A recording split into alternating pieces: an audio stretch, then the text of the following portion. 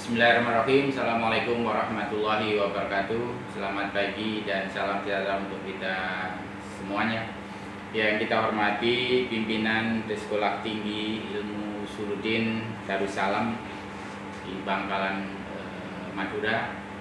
Yang saya hormati para tenaga edukatif, tenaga dosen, administrasi. Yang kita hormati Pak Komisioner Komnas HAM Bapak BK Ulung Hapsara selaku Komisioner Bidang Pendidikan dan Penyuluhan, dan tentu adik-adik saya yang saya banggakan, para mahasiswa. Pertama-tama mari kita tidak lupa menjadikan puji syukur kehadirat Allah SWT, Tuhan yang Maha Kuasa, atas izin dan karunia-Nya. Alhamdulillah pada hari ini kita bisa bersilaturahim, bertemu muka. Mohon maaf saya tidak bisa hadir secara langsung karena ada satu dan lain hal.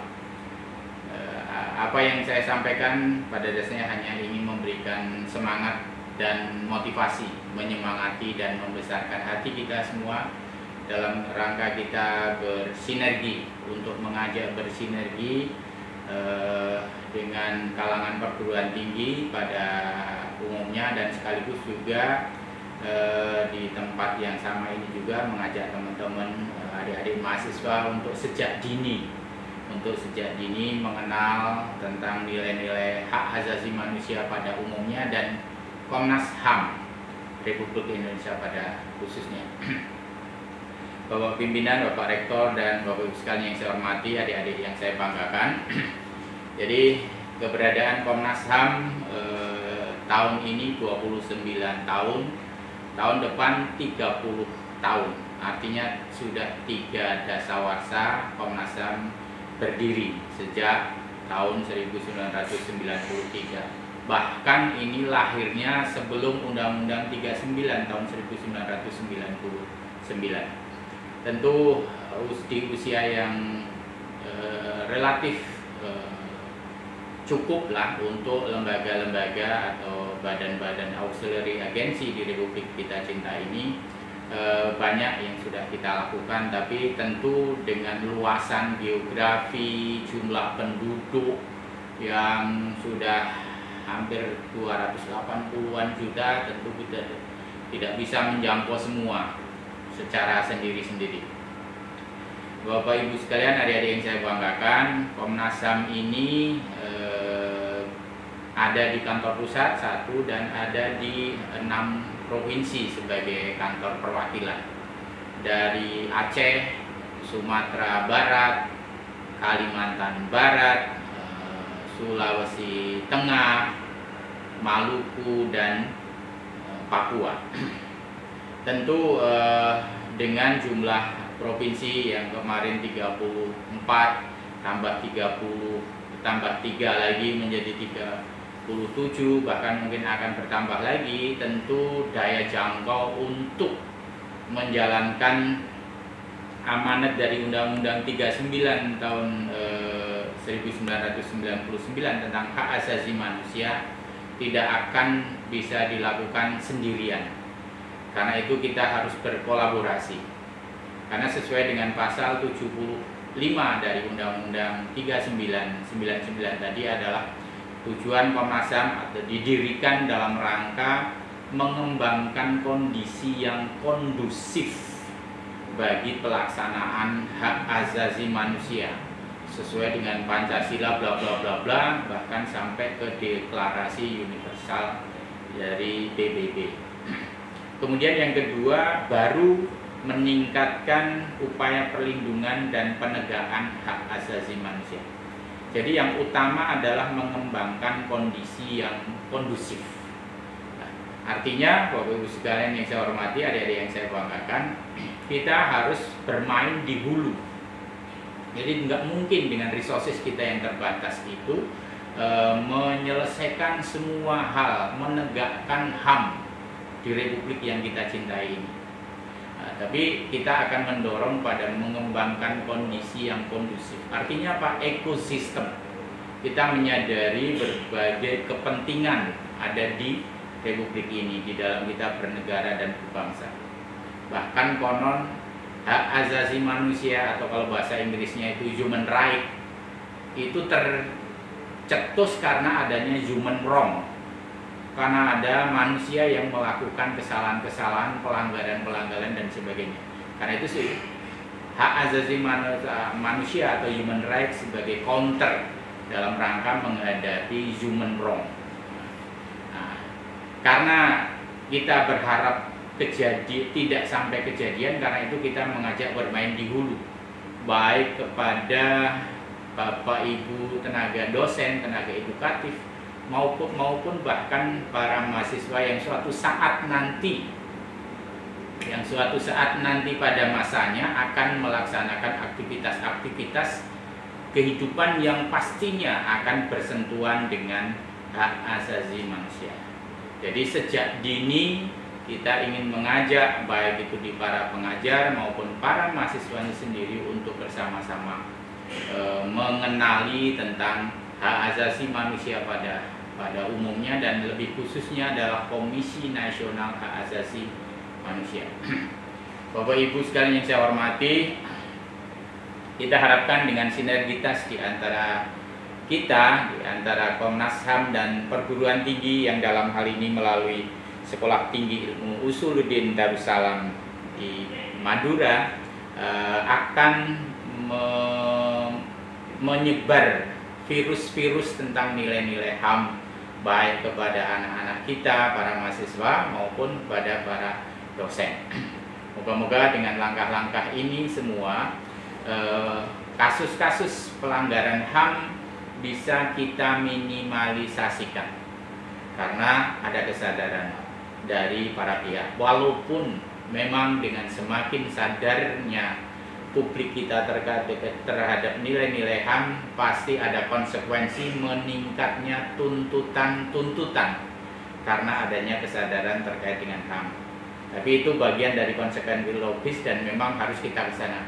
Daripada rakyat kita tidak tahu haknya, apalagi ini terkait dengan hak asasi manusia yang sangat mendasar, yang melekat pada diri setiap insan Indonesia. Jadi agar nanti kita semua belajar memberikan pelayanan, agar nilai-nilai HAM bisa kita wujudkan. Saya berharap juga di kesempatan yang baik ini Komnas HAM di usia yang ke-29 masuk 30, kita sudah coba mengembangkan standar norma dan pengaturan atau SNP sebagai panduan. Ada 8 tahun ini, moga-moga bisa dapat 2 agar bisa menjadi guidance bagi para pihak stakeholder dalam rangka mengawal, memitigasi, bahkan mencegah, bahkan mungkin menjadi panduan dalam pelaksanaan kegiatan. Hari ini kita akan mendiskusikan terkait dengan SNP standar norma pengaturan yang nomor 5, yaitu kebebasan beragama dan berkeyakinan. Kita tahu semua bagaimana di Pulau Madura pada khususnya, Jawa Timur pada umumnya, dominasi kawan-kawan kita yang beragama Muslim pasti banyak sekali, bahkan dominan. Karena itu saya ingin mengajak teman-teman di Madura pada khususnya dan Jawa Timur, bahkan Indonesia pada umumnya, untuk memahami tentang hak kebebasan beragama dan berkeyakinan. Untuk apa? Untuk harmoni, untuk sinergi dalam kita berbangsa dan bernegara. Tentu kita bicara SNP ini amat sangat sensitif, tapi harus kita sampaikan. Walaupun mungkin terasa perih, terasa pedih, tapi karena kita semua sudah sepakat bahwa Pancasila dengan sila yang pertama ketuhanan yang Maha Esa, tentu ruang-ruang bagi beraneka ragamnya latar belakang agama, etnis, dan juga sosial budaya harus kita hormati. Indonesia ada karena keberagaman kita. Jadi tidak dikatakan Indonesia kalau tidak Bhinneka Tunggal Ika, berbeda-beda tapi tetap satu. Mari kita tetap solid, mari kita tetap berkomitmen untuk menjaga persatuan dan kesatuan kita. Dimanapun, apapun agamanya, apapun keyakinan kita. Karena semua agama pada dasarnya adalah mengajarkan tentang bagaimana kebaikan. Nah, konon agama itu berasal dari kata a dan gama. Untuk apa a itu tidak, gama itu teratur. Untuk mengatasi yang tidak teratur itu, ketertiban, tidak tertib. Bapak Ibu sekalian, adik-adik yang saya banggakan, itu beberapa hal yang ingin kita sampaikan.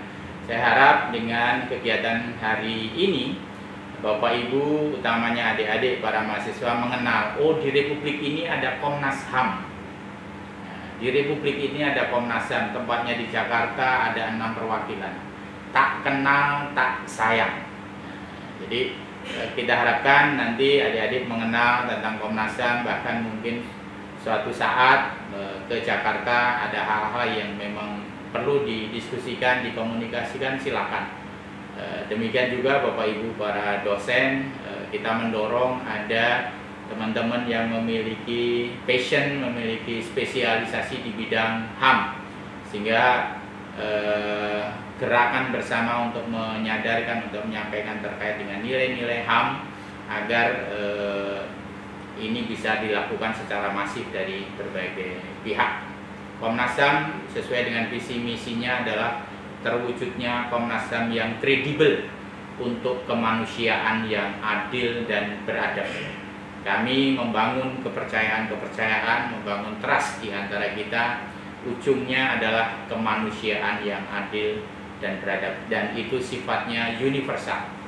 Dimanapun, kapanpun, bagaimana masalah keadilan menjadi hal yang utama. Diinisiasi, dimulai dari para adik-adik yang nanti suatu saat akan menerima tongkat estafeta sebagai generasi-generasi penerus di masa-masa yang akan datang, yang sudah ramah, yang sudah familiar, yang sudah mengedepankan tentang hak asasi manusia, bukan menjadi akibat. Demikian Bapak Ibu sekalian yang saya hormati, adik-adik yang saya banggakan, moga-moga pertemuan hari ini menjadi bagian dari ikhtiar thalabul ilmi kita dalam rangka melaksanakan sekaligus menjalankan ibadah kita untuk bersyiar. Sekali lagi terima kasih, mohon maaf kalau dirasa berlebihan. Saya akhiri.